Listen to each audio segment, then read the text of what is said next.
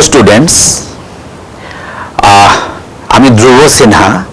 আজকে তোমাদের ক্লাস 7-এর বিজ্ঞানের, তোমাদের সায়েন্সের সাবজেক্ট আছে বিজ্ঞানের একটা গুরুত্বপূর্ণ চ্যাপ্টার নিয়ে আজকে আলোচনা করব। ঠিক আছে? তো আমরা দৈনন্দিন জীবনে প্রতিদিন আমরা যে সকল দ্রব্য ব্যবহার করি, যে সকল খাদ্য আমরা খাই, প্রতিনিয়ত আমরা বাড়ি ঘরে, চারপাশে বা স্কুলে, তোমাদের ল্যাবরেটরিতে, সব জায়গায় আমরা প্রতিদিন অনেক ধরনের রাসায়নিক পদার্থ আমরা ব্যবহার করি। তুমি জানো সমস্ত রাসায়নিক পদার্থগুলোকে তিন ভাগে ভাগ করা হয়েছে। তুমি জানবে পরবর্তীকালে তোমরা যখন আপার ক্লাসে উঠবে, এগুলো নিয়ে ডিটেলস পড়াশোনা করবে। এখন তোমরা ক্লাস 7-এ পড়ছো, ঠিক আছে? তো সমস্ত রাসায়নিক পদার্থগুলোকে আমরা তাদের যে ধর্মাবলী সেই অনুযায়ী প্রধানত 3 ভাগে আমরা ভাগ করেছি। তোমরা পড়বে এবং তোমরা জানো সেগুলো। কিছু পদার্থ সেগুলোকে আমরা অ্যাসিড নামে জানি। নাম শুনেছো নিশ্চয়ই তোমরা, অ্যাসিড কথাটা তোমাদের সকলে পরিচিত। অ্যাসিড বা অম্ল বলা হয়। আবার কিছু পদার্থ আছে তাদেরকে আমরা বলি বেস বা ক্ষারক। আর আরেক ধরনের পদার্থ, রাসায়নিক পদার্থ আমরা বাড়িঘরে, চারপাশে সবসময় ব্যবহার করি, সেগুলোকে বলা হয় লবণ। নিশ্চয়ই তোমাদের মনে পড়ছে, লবণ মানে তো আমরা খাবার টেবিলে আমরা লবণ খাই, কিন্তু সেখানে লবণ বলতে শুধুমাত্র সেটাই লবণ নয়। লবণ হচ্ছে একটা ক্লাস, একটা শ্রেণী, অনেক ধরনের লবণ আছে।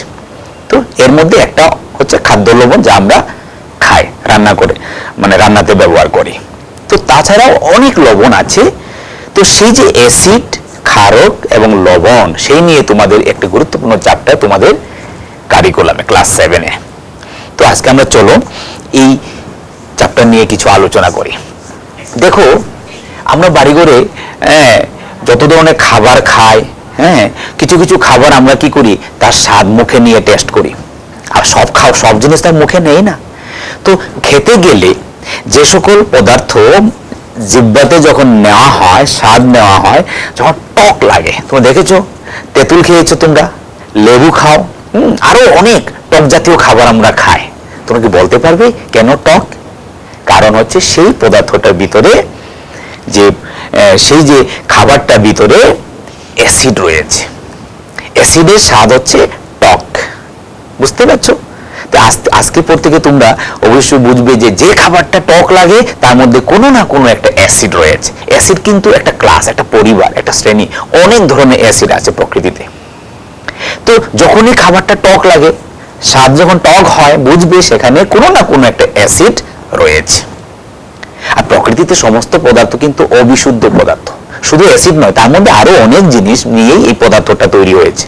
অনেক ধরনের পদার্থ মিলেমিশে প্রকৃতিতে থাকে। তো স্বাদে টক মানে তার মধ্যে একটা উপাদান অ্যাসিড রয়েছে, তার জন্য টক। আবার কিছু কিছু খাবার, ধরো আমি আবার বলছি, টকের মধ্যে তোমরা যাও লেবু, এই তো বললাম এটা লেবুর ব্যাপার। আমি যদি এই লেবুটা এখনই জিহ্বাতে নেই, কি আমার মুখটা কেমন জানি হবে, টক হবে, জিহ্বা একদম টক লাগবে। আমরা চোখে জলও আসতে পারে অনেক সময়, ঠিক না? তেঁতুলের টক সহ্য করতে পারি না, এত টক। তো এই যে টক জাতীয় খাবারটাতে, খাবারগুলোর ভিতরে কোনো না কোনো অ্যাসিড রয়েছে, সেগুলো তোমাদের সিলেবাসে আছে। লেবুতে সাইট্রিক অ্যাসিড আছে, দইয়ের স্বাদটা টক, তার মধ্যে রয়েছে ল্যাকটিক অ্যাসিড। এরকম ভিন্ন ভিন্ন খাবার, টক জাতীয় খাবারে ভিন্ন ভিন্ন অ্যাসিড রয়েছে। ঠিক আছে? তুমি তাহলে আজকে তো বুঝতে পারবে যে খাবার টক তার মধ্যে অ্যাসিড রয়েছে। অর্থাৎ অ্যাসিড এক ধরনের রাসায়নিক পদার্থ যার স্বাদ টক। বুঝলাম? তাহলে অ্যাসিডকে আমরা টেস্ট করলে গিয়ে বুঝবো যে তার মধ্যে কোনো না কোনো অ্যাসিড রয়েছে, মানে খেয়ে বুঝবো। এখন প্রশ্ন হলো, সব অ্যাসিড তো আর খাওয়া যাবে না। তো খেয়ে তো টেস্ট করা যাবে না সব সময়। এটা করসিভ হতে পারে, ক্ষতি হতে পারে, মারাও যেতে পারি। তার জন্য আমরা কি করি, রাসায়নিক পরীক্ষার মাধ্যমে বুঝবো যে এটা অ্যাসিড না অন্য কিছু।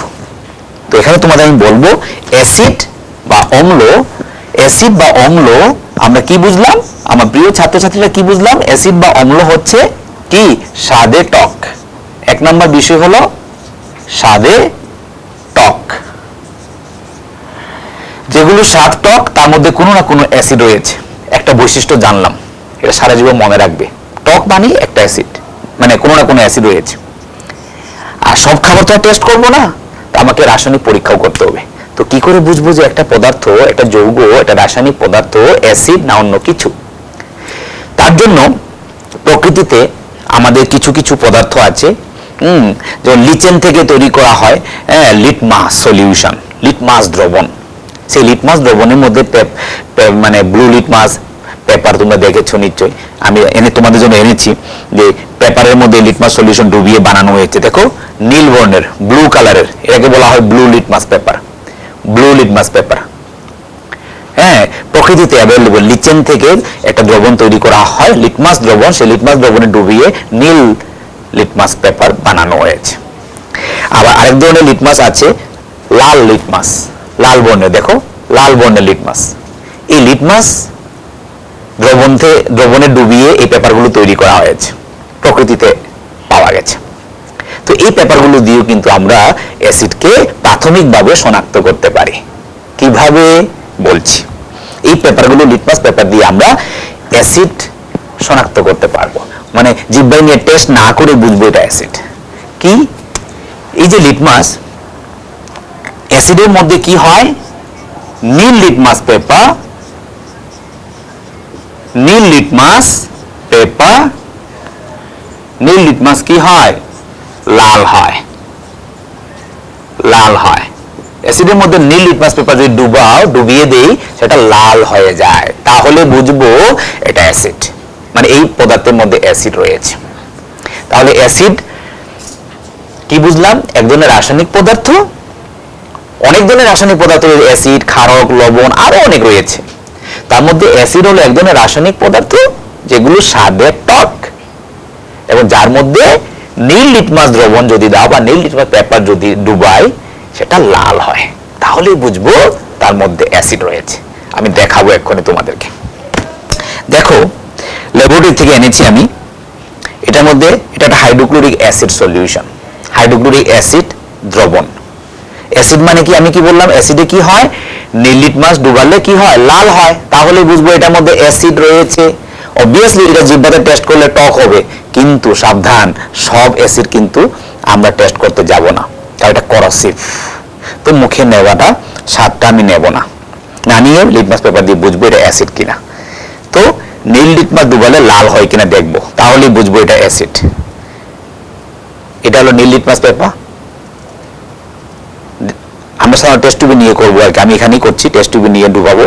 দেখো দেখো দেখো দেখো দেখো, নীল লিটমাস বর্ণটা কি হলো, লাল হয়ে গেল।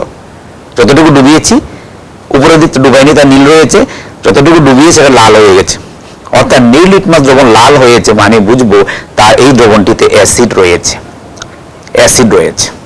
এবং স্বাদ টক হবে নির্ঘাত, কিন্তু আমরা সব না জেনে শুনে মুখে তো জিহ্বায় নেব না, ক্ষতিকারকও হতে পারে, করসিভ হবে। তো বুঝলাম এটার মধ্যে অ্যাসিড রয়েছে। এটা হলো হাইড্রোক্লোরিক অ্যাসিড দ্রবণ, আমি ল্যাব থেকে এনেছি, আমার প্রিয় ছাত্রছাত্রীরা। এবার লেবু, আমি বলেছি লেবুর স্বাদ তো টক, লেবুর মধ্যে তো একটা অ্যাসিড রয়েছে, তাই তো এটা টক। তো দেখি আমি লেবুর রসটাতে কোন অ্যাসিড আছে কিনা আমি তোমাদের দেখাবো। যদি নীল লিটমাস লাল হয়, তাহলে বুঝবো লেবুর মধ্যে একটা অ্যাসিড রয়েছে। দেখি আমি,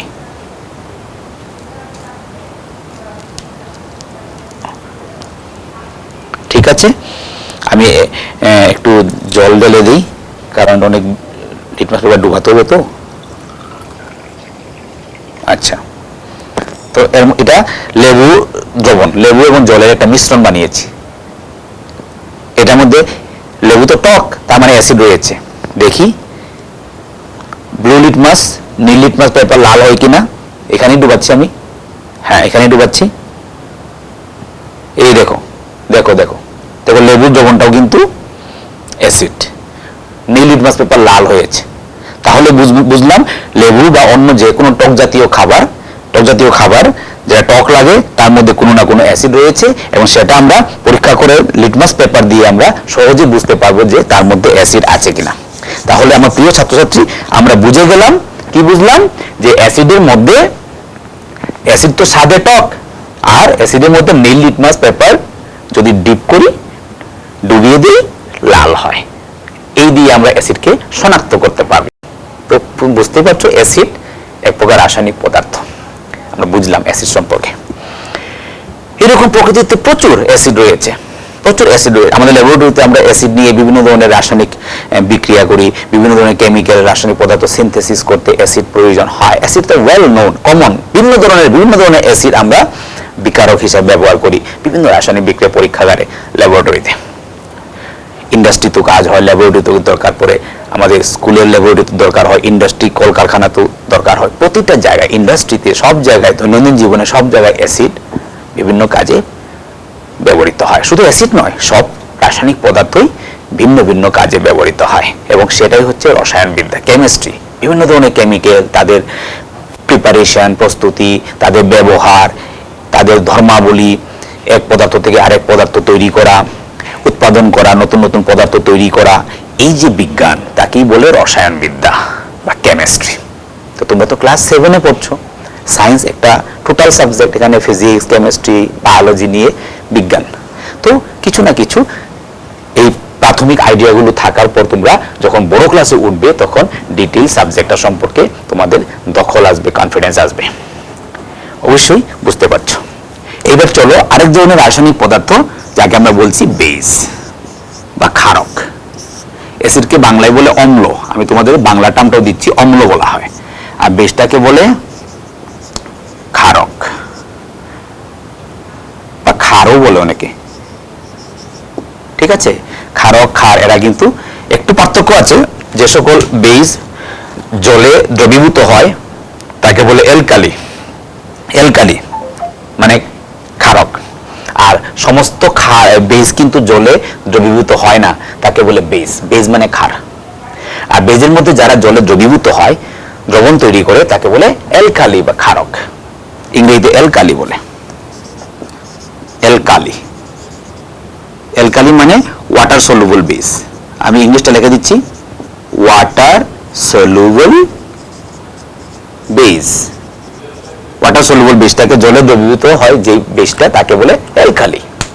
যাই হোক, এটা বেস সম্পর্কে বললাম। এই বেস, অ্যাসিড তো জেনে গেছি আমরা, এখন বেজের ব্যাপারে জানবো। বেজের স্বাদ কি? আমরা যত সব খাবার খাই, কিছু কিছু খাবার টক, তা তো বললাম। আবার কিছু কিছু খাবার কিন্তু টক নয়, কি হয়? তিক্ত বা তিতা, তিতা। কিছু কিছু খাবার কি হয়, যে জিহ্বায় নিলে স্বাদটা কি হয়? টক হয়, অ্যাসিড থাকার ফলে। আবার কিছু কিছু খাবার কি হয়? তিতা লাগে, তিতা বা তিক্ত, তিতা, স্বাদটা হলো তিতা। তো স্বাদে তেতু, স্বাদে তিতা বলবো না, তেতু বলবো, ঠিক আছে? স্বাদ হলো তিক্ত। আচ্ছা, তিতাই বলে দিই, তিতা বোধ হয় এটা, হ্যাঁ। আচ্ছা, বাধ্য, বাংলা নামটা দরকার নেই। আমি ইংলিশ স্বাদটা হলো বিটার, ইংরেজিতে বলে দিচ্ছি বিটার। আমরা কত ভাষায় তিতা বলি, হ্যাঁ, সঠিক বইয়ের ভাষাটা আসছে না। আমি ইংরেজিতে বিটার, বিটার মানে স্বাদটা হলো বিটার। বিটার মানে তিতা, তিতা, তেতু। বিটার টেস্ট, তিতা, তেতু। তখনই বুঝবো এটার মধ্যে কোনো কোনো বেজ রয়েছে। কিছু কিছু বেজ জলে দ্রবীভূত হয়, তারা অ্যালকালি। আর যারা জলে দ্রবীভূত হয় না, তারা বেজ, কিন্তু অ্যালকালি না, ঠিক আছে? তো তিতা লাগে বা বিটার টেস্টিং মানে বেজ, ভালো কথা। এখন সব তো আর জিহ্বায় নিয়ে টেস্ট করব না, তাহলে অ্যাসিডের মতো লিটমাস যখন লাল হয়, তাহলে এখানে কি হয় দেখতে হবে, রাসায়নিক টেস্ট করতে হবে, রাসায়নিক পরীক্ষা করতে হবে। চলো লিটমাস পেপার দিয়ে দেখবো আমি কি হয়। লাল লিটমাস, এটা উল্টা হবে, বিপরীত হবে। লাল লিটমাস যদি ক্ষারের মধ্যে বা বেজের মধ্যে দুধ ডুবানো হয়, লাল লিটমাস নীল বর্ণ ধারণ করে। এটা পুরো উল্টা হচ্ছে, লাল লিটমাস নীল হয়, অপোজিট পুরা। অর্থাৎ অ্যাসিডের বিপরীত চরিত্র হচ্ছে ক্ষার বা বেজ। তখনই বুঝবো এটা একটা বেজ। অ্যাসিড হলো সোর টেস্ট, সোর মানে টক, ইংলিশ টার্মটাও দিয়ে দিই, SOUR। আমি বেঙ্গলি মিডিয়াম, ইংলিশ মিডিয়াম দুই ধরনের ছাত্রছাত্রীদের জন্য কিন্তু ক্লাসটা করছি, তাই আমি বাংলা ইংলিশ মিক্স করছি। টক মানে সোর, তারা কি করে? নীল লিটমাসকে লাল করে। নীল লিটমাস মানে ব্লু লিটমাস, ব্লু লিটমাস। এটাকে কি করে? Turns red, turns red. আর এই ক্ষেত্রে লাল লিটমাস মানে রেড লিটমাস টার্নস ব্লু। পুরো বিপরীত চরিত্র। চলো দেখবো আমি তোমাদের জন্য একটা বেজ এনেছি এখানে, এটা হলো সোডিয়াম হাইড্রোক্সাইড। ঠিক আছে, এটা সোডিয়াম হাইড্রোক্সাইড। আমি এই বড় বিকারটাকেই ক্ষারীয় দ্রবণ বানাবো। দেখো তোমরা এই টিভি স্ক্রিনে দেখো, এটা ক্ষারীয় দ্রবণ বানাচ্ছি আমি। এটা হলো সোডিয়াম হাইড্রোক্সাইড, একটু জুম করে দিন। এটা সোডিয়াম হাইড্রোক্সাইড, ঠিক আছে, এটা সোডিয়াম হাইড্রোক্সাইড ক্ষারীয় দ্রবণ। তার মধ্যে কি বললাম, লাল লিটমাস নীল হবে, এটা লাল লিটমাস, একটু দেখা যাচ্ছে না, এটা লাল লিটমাস, এটা ক্ষারীয় দ্রবণ। এটা যদি আমি স্বাদ নেই, স্বাদে কিন্তু এটা বিটার হবে, তিতা লাগবে। এবং তার মধ্যে আমি এই লাল লিটমাসটাকে দেব। তো আমরা দেখেছি লাল লিটমাস কি হয়, নীল হয়, তখনই বুঝবো এটা একটা বেজ। চলো দেখো,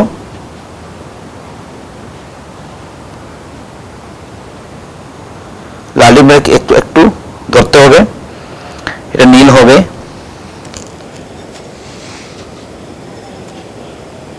রেখে দিলাম।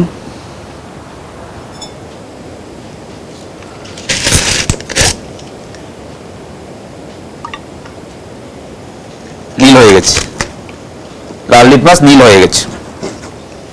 তুমি দেখতে পাচ্ছ লাল লিটমাসটা নীল হয়ে গেছে। এই দেখো, লাল লিটমাস ডুবিয়েছিলাম, এটা নীল হয়ে গেছে। অর্থাৎ লাল লিটমাস পেপার ডুবিয়ে এটা নীল হয়ে গেছে। আমি আরেকবার দেখাচ্ছি। এই দেখো লাল লিটমাস, এটা নীল হবে। কারণ এটা প্রশমিত হতে একটু সময় লাগে আর কি। দেখো আস্তে আস্তে নীল হচ্ছে, নিচের দিকটা দেখো নীল হয়ে যাচ্ছে। আলটিমেটলি পুরোটা হয়ে যাবে।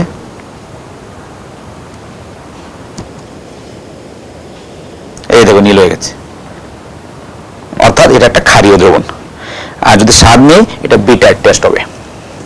তাহলে আমার প্রিয় ছাত্রছাত্রী, তোমরা বুঝতে পারলে অ্যাসিড এবং বেজ পুরো বিপরীতধর্মী, অপোজিট ক্যারেক্টার। অ্যাসিডস আর সোর টেস্ট, অ্যাসিডস আর সোর ইন টেস্ট বা সোর টেস্টিং সাবস্টেন্স, টক জাতীয় পদার্থ, রাসায়নিক পদার্থ। Acid turns blue litmus paper into red, দেখিয়ে দিয়েছি। Base is bitter testing substance, তিতা। Base turns red litmus paper into blue, দেখিয়ে দিলাম এখন। তো এইভাবে আমি অ্যাসিড এবং বেজকে দুই ধরনের রাসায়নিক পদার্থ আমরা শনাক্ত করতে পারবো তোমাদের স্ট্যান্ডার্ডের জন্য, ক্লাস 7 এর জন্য। তো তোমাদের মনে একটা প্রশ্ন আসতে পারে, তাহলে অ্যাসিডের মধ্যে যদি আমি ব্লু লিটমাস না দিয়ে যদি রেড লিটমাস দেই তো কি হবে? যদি আমি অ্যাসিডে ব্লু লিটমাস না দিয়ে রেড লিটমাস পেপার যদি ডিপ করি কি হবে? নো চেঞ্জ, কোনো পরিবর্তন হবে না। চেক করি, অ্যাসিডের মধ্যে ব্লু লিটমাস তো রেড হয়, লাল হয়, কিন্তু লাল লিটমাস দিলে কোনো পরিবর্তন হবে না। দেখো এটা ছিল অ্যাসিড দ্রবণ, এটা অ্যাসিড দ্রবণ, এটা হলো ওই যে লেবুর রসটা, হ্যাঁ, আর এটা হলো হাইড্রোক্লোরিক অ্যাসিড, দুটোই অ্যাসিড। আচ্ছা আমি হাইড্রোক্লোরিক অ্যাসিডটা নিচ্ছি। ব্লু লিটমাস রেড হয়, আগে দেখিয়েছিলাম, আরেকবার দেখাচ্ছি।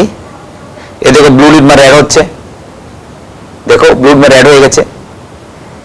এখন আমি ব্লু লিটমাস না দিয়ে রেড লিটমাস ডুবাবো অ্যাসিডের মধ্যে, এ দেখো রেড লিটমাস ডুবালাম, নো চেঞ্জ, কোনো পরিবর্তন হলো না।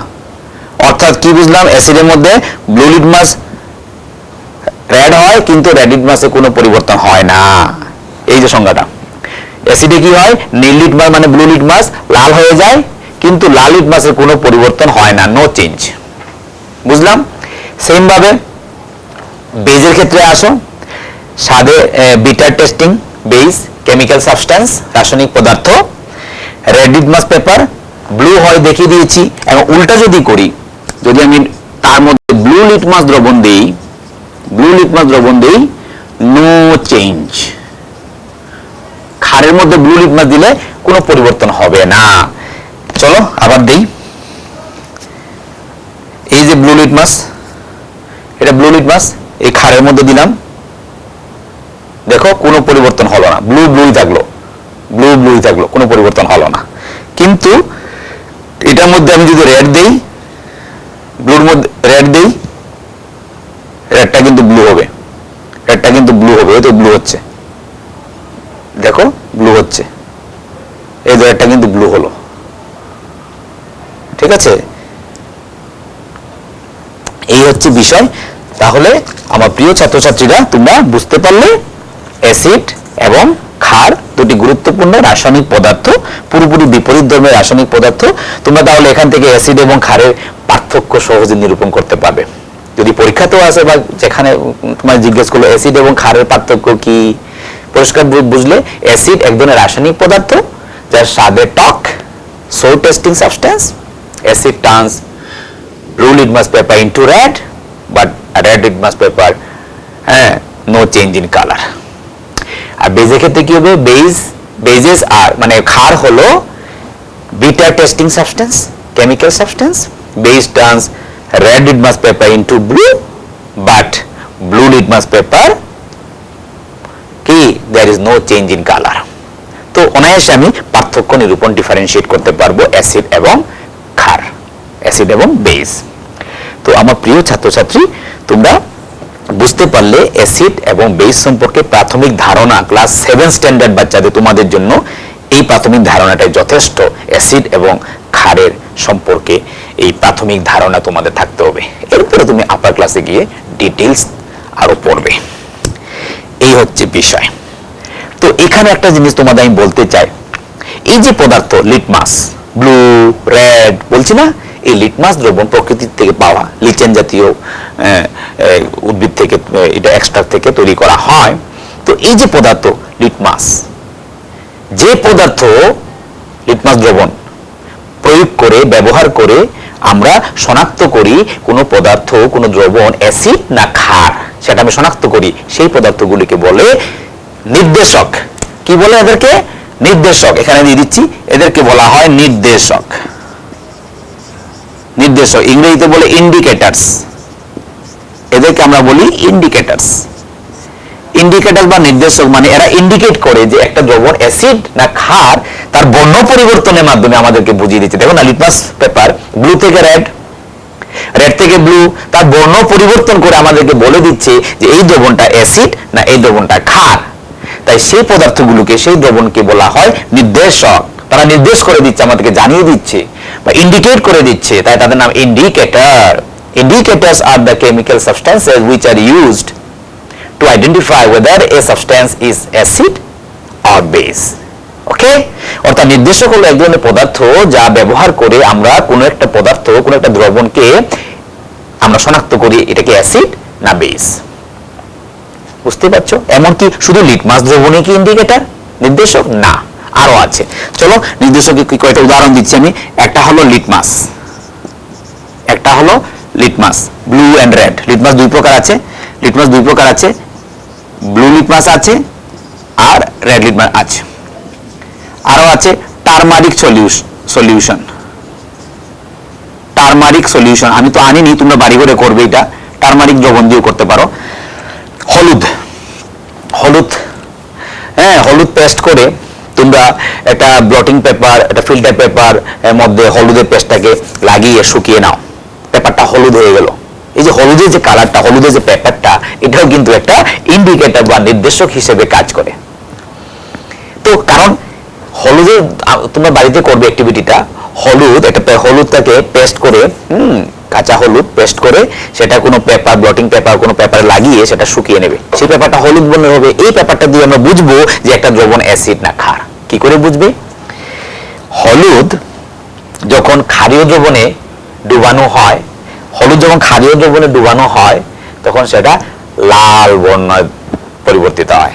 তাহলে হলুদ টারমারিক সলিউশন, যে পেপারটা ক্ষারীয় দ্রবণ, এই যে সোডিয়াম হাইড্রোক্সাইড দ্রবণে ডুবালে এটা লাল হবে।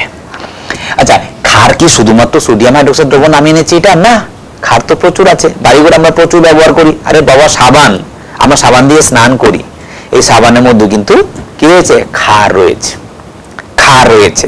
তো ক্ষারের সংজ্ঞার মধ্যে আরেকটা কথা বলতে পারো, bitter test, soapy touch. Bitter test, আরেকটা হলো সোপি, সোপি টু টাচ, মানে টাচ করলে সাবানের মতন, সোপি টু টাচ। তা সাবানের মধ্যে ক্ষার আছে, ওই সাবানের যে সোপিনেস আর ক্ষারের জন্য, ক্ষার আছে বলে সাবানটা এমন সোপিনেস, ঠিক আছে? তো সোপি টু টাচ, তো সাবানের দ্রবণটা কিন্তু ক্ষার, তার মধ্যে তুমি যদি ডুবাও কি রেড মাস ব্লু হবে, আর টারমারিক হলুদের দ্রবণটা সাবান দ্রবণে দিলেই লাল হবে। তাহলে বুঝবো এটার মধ্যে ক্ষার আছে, বেইজ আছে, ঠিক আছে? শুধু কি সাবান কেন বলবো, আর প্রচুর উদাহরণ আছে বাবা, প্রচুর আছে। এই যেমন বেকিং সোডা, রান্নাঘরে আমাদের মারা দিদিরা বেকিং সোডা ব্যবহার করে লুচি করতে গিয়ে, বা খাবারটাকে একটু প্রিজার্ভ করে রাখার জন্য, কি করে, এটা তো কি বলে, এই সরি, এটা হচ্ছে তোমার ভিনিগারের কথা বলছি, এটা না, বেকিং সোডা হলো, আরে লুচি টুচি যে ফ্লাফি ফোলার জন্য বেকিং সোডা দিয়ে মিক্স করে লুচি বা কেক যখন বানায়, তখন কি এটা বেকিং সোডা দিলে কি এটা ফ্লাফি হয়, ফুলে যায়, স্পঞ্জি হয়। এই যে বেকিং সোডা, এটা একটা ক্ষার। বেকিং সোডা দ্রবণ বানাও, এটা একটা ক্ষারের দ্রবণ। সেখানে তুমি টারমারিক যে হলুদের দ্রবণটা বা পেপারটা ডুবাও, দেখবে লাল হয়ে গেছে। তো তুমি এসব দিয়ে গ্রিটিংস কার্ড করতে পারো। বাজার থেকে রেডিমেড গ্রিটিংস কার্ড কেনা কি দরকার? হ্যাঁ, তুমি হলুদের দ্রবণ, হলুদের পেপার বানিয়ে সেটা দিয়ে, এটা সাবানের দ্রবণ নিয়ে, তুমি ব্রাশ নিয়ে সাবানের দ্রবণে টাচ করে তুমি হলুদের পেপারটার মধ্যে তুমি যদি আর্ট করো, দেখবা হলুদের পেপারটার মধ্যে আর্ট করলে কালার চেঞ্জ হয়ে তুমি নিজে ডিজাইন করে গ্রিটিংস, আর্টিস্টের মতো বিভিন্ন গ্রিটিংস কার্ড, কাউকে কোনো ফ্রেন্ডকে তুমি একটা গিফট দেবে, মনে করো নিউ ইয়ারে উইশ করতে চাও, বার্থডে গিফট এটা উইশ করতে চাও, একটা গ্রিটিংস নিজে বানিয়ে এইসব দিয়ে বানিয়ে প্রেজেন্ট করো। শুধু টাকা দিয়ে বাজার থেকে কিনলেই এটা গিফট হয় না, নিজের হাতে করো, এটা বেশি আরো ভ্যালুয়েবল, ঠিক আছে? তো এইসব কাজ করতে পারো। কেমিস্ট্রি প্রয়োগ করে দৈনন্দিন জীবনে আমরা যা ব্যবহার করি, দৈনন্দিন যা আমরা ইউজ করি, সেগুলোকে নিয়ে, রসায়নের নলেজটা কাজে নিয়ে, টিচারের সঙ্গে আলোচনা করে, ক্লাসে গিয়ে জিজ্ঞেস করে, সেটা প্রয়োগ করো, বাড়ি করে অ্যাক্টিভিটিগুলো করো, তাহলে মজা পাবে। বিজ্ঞান খুব মজার জিনিস, বাস্তব জীবনে প্রয়োগ করে বিজ্ঞানের প্রতিটা জিনিস তোমার দৈনন্দিন ঘরে, স্কুলে, সব জায়গায় প্রয়োগ করো, দেখবে বিজ্ঞানের প্রতি তুমি আসক্ত হয়ে যাবে, তুমি বিজ্ঞানের প্রতি অ্যাডিক্টেড হবে, ঠিক আছে আমার প্রিয় ছাত্রছাত্রীরা? তো এই হচ্ছে বিষয়। শুধু কি তাই? টার্মারিক সলিউশন আরো আছে। আর কি? এই যে রোজ, গোলাপের পাপড়িগুলোকে, হ্যাঁ, তুমি পাপড়িগুলোকে শুকিয়ে, ঠিক আছে, সেটা পাপড়িগুলোকে দিয়ে তুমি গরম জলের সঙ্গে এটাকে করে, কালারটা যখন গোলাপ যে জলটা হবে, হ্যাঁ, সেই দ্রবণটা, ঠিক আছে, সেই যে দ্রবণটা, সেটাও কিন্তু অনেক সময় নির্দেশকের মতো কাজে লাগাতে পারো, এটাও লাগানো যায়। আর এটা ছাড়া আরেকটা ল্যাবরেটরিতে পাওয়া যায়, আরেকটা ইন্ডিকেটর দিচ্ছি আমি, ফেনলফথেলিন। PHNOL, ফেনলফথেলিন, LEIN, ফেনলফথেলিন আরেক ধরনের ইন্ডিকেটর আছে, সেটা দিয়েও আমরা অ্যাসিড এবং ক্ষারকে শনাক্ত করতে পারি। দিজ আর কল ইন্ডিকেটরস, এগুলো সব ইন্ডিকেটর বা নির্দেশক। এই দ্রবণগুলো প্রয়োগ করে আমরা শনাক্ত করব, এটা গিভেন, এটা দেওয়া, যে তোমাকে যে দেওয়া হয়েছে একটা দ্রবণ বা একটা পদার্থ, সেটা অ্যাসিড না ক্ষার না লবণ, চিহ্নিত করার জন্য আমরা এই নির্দেশকগুলো ব্যবহার করি। ফেনলফথেলিনে কি হয়?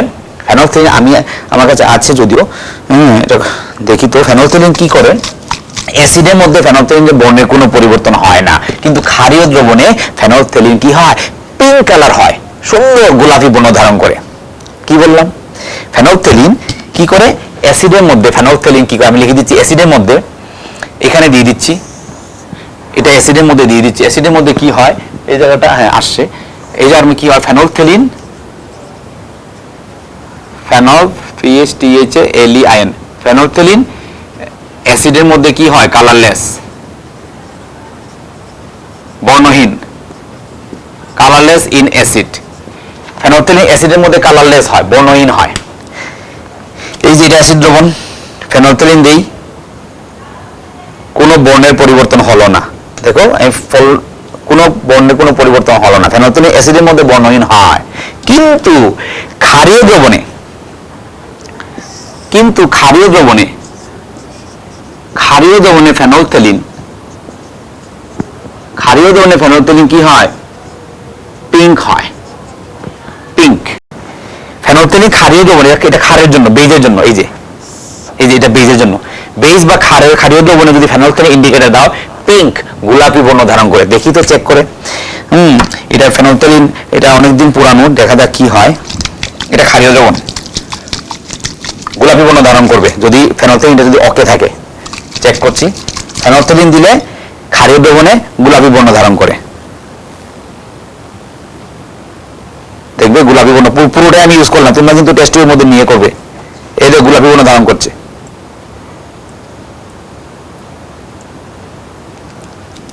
আমি পুরোটাই নষ্ট করে দিলাম কারণ দরকার নেই। গোলাপি বর্ণ পিঙ্ক হয়ে যাচ্ছে, দেখো দেখো দ্রবণটা পিঙ্ক হয়ে যাচ্ছে। ফেনolphthalein কমে গেছে তো, 1-2 ফোঁটা ছিল, এটা আমি জল মিশিয়েছিলাম, ডাইলুট করেছিলাম, কিন্তু পিঙ্ক হয়ে গেছে। দেখো দেখো পিঙ্ক হয়েছে, দেখতে পাচ্ছ পিঙ্ক হচ্ছে যে।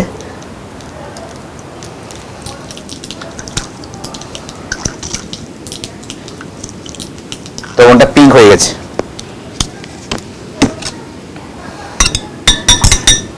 পিঙ্ক হয়ে গেছে দ্রবণটা। ফেনolphthalein ক্ষারীয় দ্রবণে, ফেনolphthalein ক্ষারীয় দ্রবণে কি হয়? পিঙ্ক হয়। ফেনolphthalein ইন্ডিকেটর ক্ষারীয় দ্রবণকে পিঙ্ক করে। তা আমরা আরেকটা বৈশিষ্ট্য বুঝলাম, আরেকটা ইন্ডিকেটর বা নির্দেশকের কথা জানলাম, যার নাম ফেনolphthalein।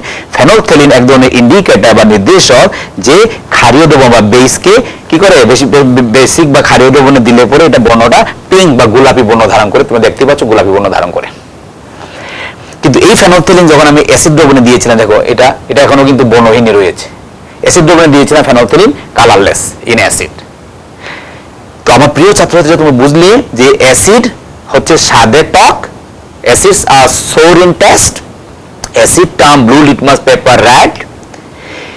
In acid, phenolphthalein has no color, means no change in color is observed when phenolphthalein is added to acid solution. Okay, acids are sour in taste. Acid turns blue litmus paper into red. Okay, acid সম্পর্কে বুঝলাম। এবার base বা ক্ষারক সম্পর্কে বুঝবো। Bases are one kind of chemical substances. Base এক ধরনের রাসায়নিক পদার্থ which are bitter in taste, যা স্বাদে তেতু বা তিক্ত। Bases are soapy to touch, soapy সাবানের মধ্যে বেজ আছে, তাই সাবানের যে পিচ্ছিল যে ব্যাপারটা, এটা কিন্তু বেজের জন্য। সোপি টু টাচ মানে পিচ্ছিল। Bases turns red litmus paper into blue, লাল লিটমাস দ্রবণ নীল হয়। বেজেস টার্নস ফেনolphthalein ইন্ডিকেটর, এখন দেখালাম যে phenolphthalein indicator, bases turns phenolphthalein indicator into pink. এই দেখো পিঙ্ক কালার করে দিয়েছে। যদি ফেনolphthalein খুব কম থাকে তো পিঙ্ক কালারটা বেশি বোঝা যাচ্ছে না, কিন্তু পিঙ্ক হয়।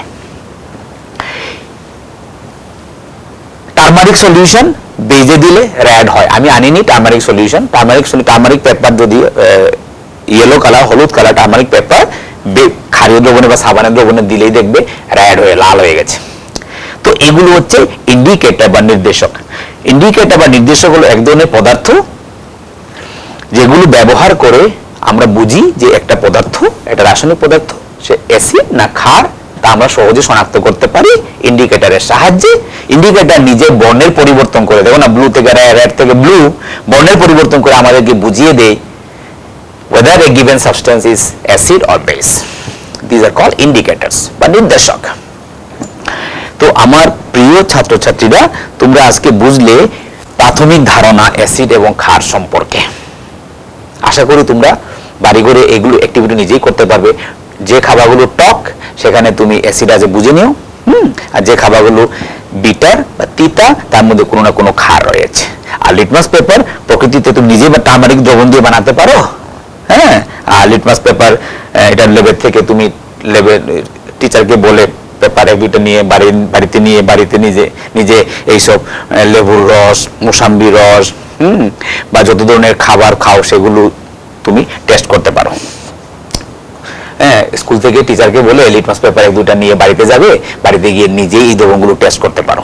এইসব নিজে অ্যাক্টিভিটিগুলো বাড়িতে করে তুমি বুঝবে যে একটা খাবারের মধ্যে বা একটা পদার্থ বা দ্রবণের মধ্যে কি অ্যাসিড আছে না ক্ষার আছে, তুমি সহজে শনাক্ত করতে পারবে। স্কুলে স্যারকে বলবে, স্যার আমাকে লিটমাস পেপার একটা দিন বা দুটা দিন।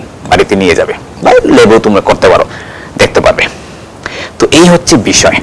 তো আমার প্রিয় ছাত্রছাত্রী, আজকে অ্যাসিড এবং বেস সম্পর্কে একটা প্রাথমিক ধারণা তোমাদের ক্লাস 7 স্ট্যান্ডার্ডের জন্য আমি দেওয়ার চেষ্টা করলাম, এবং আশা করি তোমরা অ্যাসিড এবং বেস সম্পর্কে প্রাথমিক ধারণা হয়ে গেছে, এবং পরবর্তী আপার ক্লাসে তোমরা আরো অ্যাসিড বেস নিয়ে আরো ডিটেল পড়াশোনা করবে। ক্লাস 10-এ গেলেও দেখবে, 9-10ও পাবে, ঠিক আছে? ইভেন 11-12-এ গেলেও তোমরা আরো ডিটেলস, কারণ আমাদের রসায়নবিদ্যা অ্যাসিড বেস সল্ট এইসব কেমিক্যাল সাবস্টেন্স নিয়েই আমাদের রসায়নবিদ্যা। সমস্ত রাসায়নিক পদার্থ, তাদের প্রস্তুতি, তাদের ব্যবহার, তাদের বিক্রিয়া, পদার্থের সিনথেসিস করা কিভাবে, এইসব নিয়ে হচ্ছে রসায়নবিদ্যা, ঠিক আছে? এর মধ্যে অ্যাসিড বেস সল্ট গুরুত্বপূর্ণ 3 ধরনের রাসায়নিক পদার্থ। প্রাথমিক ধারণা তোমরা কিন্তু ক্লাস 7-এ জেনে গেলে। এগুলো তোমরা চিন্তা করবে, বাড়িতে অ্যানালাইজ করবে, এবং বাস্তব জীবনে, ঘরে, স্কুলে, সব জায়গায় এগুলো চিন্তা করবে এবং অ্যাক্টিভিটিগুলো বাড়িতে করবে। তাহলে বিজ্ঞানটা তোমাদের কাছে একদম সহজলভ্য, হাতের কাছে চলে যাবে। তখনই বিজ্ঞানের প্রতি তোমরা আসক্ত হবে। আজকের জন্য এতটুকু, ধন্যবাদ। আবার দেখা হবে পরের ক্লাসে।